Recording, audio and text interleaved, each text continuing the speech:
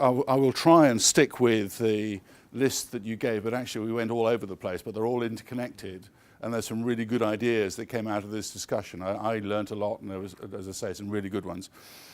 Dealing with perceptions, we know careers in tech are still misunderstood. Well, we all know that. Now the question is, what do we do about it?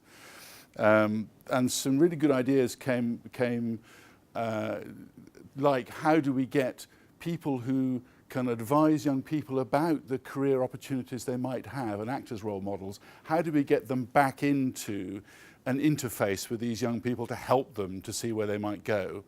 And if we're talking about the IT world, somebody like Rose said, well, hang on a minute, what about mothers who have worked in the IT world, actually are compulsorily, in a way, taking some quieter time with their child? Could they go into schools and actually deal with the misconceptions about their industry?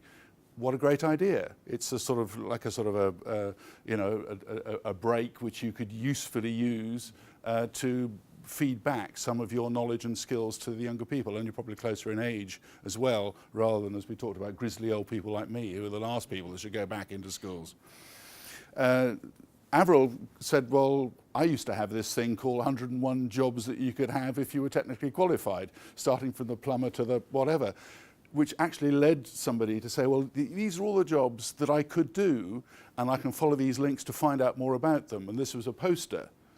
Do we have posters in our schools, or available, even if online, which says, these are the things I could do, and this is how I go and find out? We know there are lots of careers websites in general, but is there a resource that we can actually put out there which is going to help young people to understand the IT industry and what's available to them very specifically?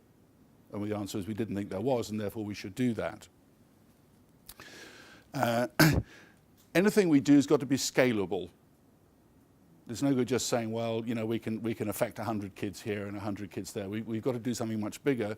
And one of the suggestions here was that whatever it is we're doing to change perceptions and get involved in the schools and colleges could be really well led by some of our major industries. And I was happy to have Microsoft, CA and so on here on this table, where the idea came up, well, why don't we use the supply chain to influence the smaller companies where most people are employed to go and get involved in the schools?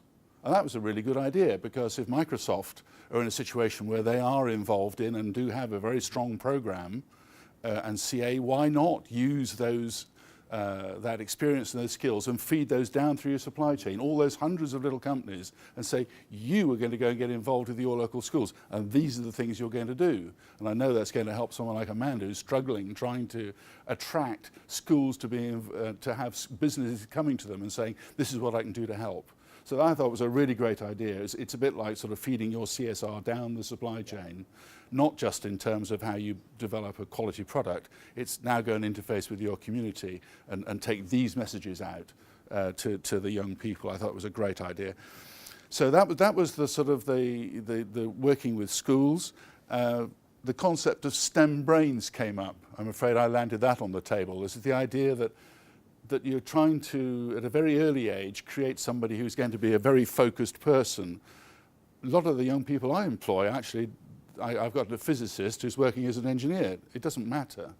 And so that conversation actually became was well received, that we perhaps should conceive a young person as having the STEM capability, but not actually being totally streamed. So we started discussing the concept of a STEM brain. You encourage somebody to have the sort of outlook and capacity that they can go anywhere in the STEM industries. And if you talk about the IT world, what is it? It's not just sitting in front of a keyboard. Someone's got to sell the computer, somebody's got to maintain it. There are all these different jobs around computing. A car is all driven by, I think there are more lines of code now in a car than there are in a spaceship. I mean, it's crazy. So who actually does these things? Who maintains them? Who understands them?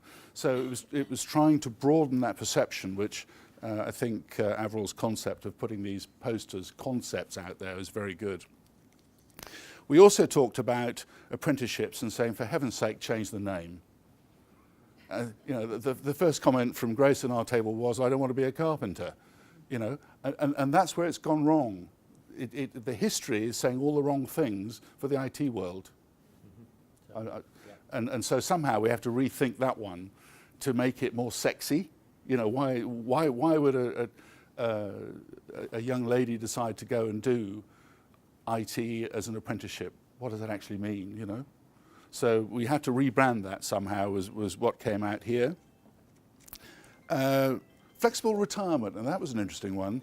Suggestion that as you start to fall off the end of your more full-time career, and you might have a day or two available, could you feed back into the school system in terms of careers?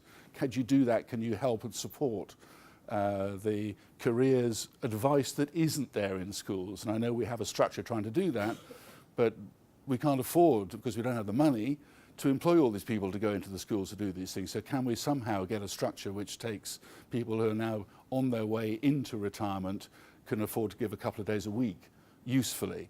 And then, of course, the discussion then moved to say, well, how can we actually get younger people in general in front of our students to give them experience that they've had in their careers, perhaps at a younger age, i.e. someone who's gone through apprenticeships, and so they can feed back. That's more difficult, and we need to think more about that.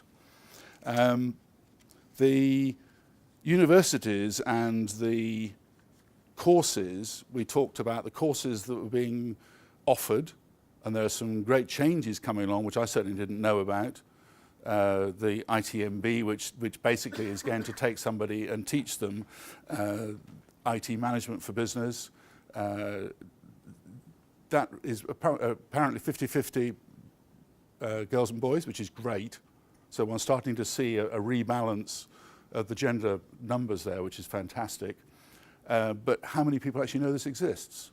You know, how are we going to get this information back down to Grace in school to allow her to make the decision to actually say, oh, I'd like to do that. And I had a conversation in the car this morning on the way in. You know, what courses were available? Where am I going? What's my career end game? The lack of knowledge.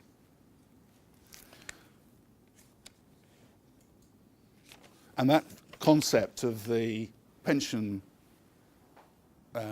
can we use that with smaller companies? Can we get people who are in smaller companies who might be on their way out to retire, can we get them back to teach what's going on in their smaller companies? Because that's where the big gap is. We talked briefly about UTCs and some concerns about the position that they're in. I don't think we drew any conclusions, but we could see that there were some issues about trying to educate young people about UTCs. What were they there to do? How were we going to use them more effectively? We also talked about DFE and saying, were the league tables actually being useful in terms of trying to make judgments about what courses were like, how good they were, and what you could do with them. And it was felt that the league tables, perhaps we could make them more constructive in terms of rewarding or at least observing the quality of modules that could be added into a student's education so they had a better understanding of where they might go in their careers. So, for example, a suggestion was made here that there's a technique where you can add modules to A-level which are bespoke to a career that you're going to follow. It might be astrobiology, I think was one that you quoted. You've got a list of astro type or space type modules that could be added. The problem now is trying to encourage a teacher to take on something which is more career-based rather than just pure education. And how could one make that possible so that the school system can allow that to happen? The narrowing of the curriculum, which we were talking about, and the effect that's having, is probably detrimental to what we're trying to do. If you're trying to talk about a STEM brain, you don't want a narrow curriculum, you want a broader curriculum. And Mothers for IT, I think, was to me the takeaway. This was a great idea. So, sorry, it was a ramble. Did I cover what we did?